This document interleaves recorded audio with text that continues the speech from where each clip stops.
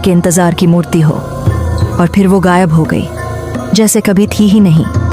वहीं पीपल के नीचे एक नई काली मूर्ति खड़ी थी। उसकी आंखों में दर्द था और होंठों पर एक अधूरी कराह। बरसों बीत गए। बांसगांव के जंगल में अब कोई नहीं जाता था।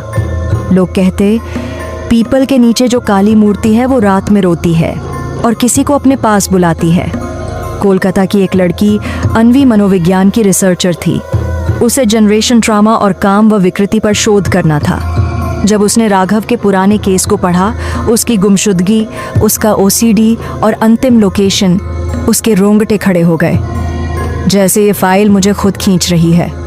अन्वी जंगल की ओर निकल पड़ी। पीपल के नीचे पहुंची तो हवा थमी हुई थी। मूर्ति वहीं थी, उसकी आंखें बंद, पर होठों पर अब भी वो कराह जमी हुई थी। अन्वी ने जैसे ही मूर्ति को छुआ, जंगल ने सांस ली। पीछे से एक धीमी जानी पहचानी आवाज आई, मैं तुम्हें जानता हूं। वो राघव था, मगर अब उसका शरीर नहीं था, सिर्फ छाया थी। आंखें वही, मगर आत्मा थकी हुई। तुम कौन हो? अन्वी ने पूछा।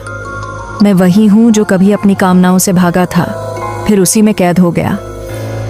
और तुम? उसने पूछा। अन्वी की आंखें चमक उठीं। शायद मैं वो हूं जिसे तुम्हें मुक्त करना है। रात ढलने लगी।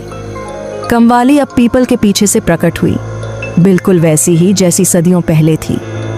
नग्न मगर तेजस्वी, भस्म से ढकी मगर रसभरी। तुम फिर आ गई, राघव की छाया ने कहा। कमवाली ने देखा, इस बार साधक स्त्री थी। क्या तुम मुझे समझती हो?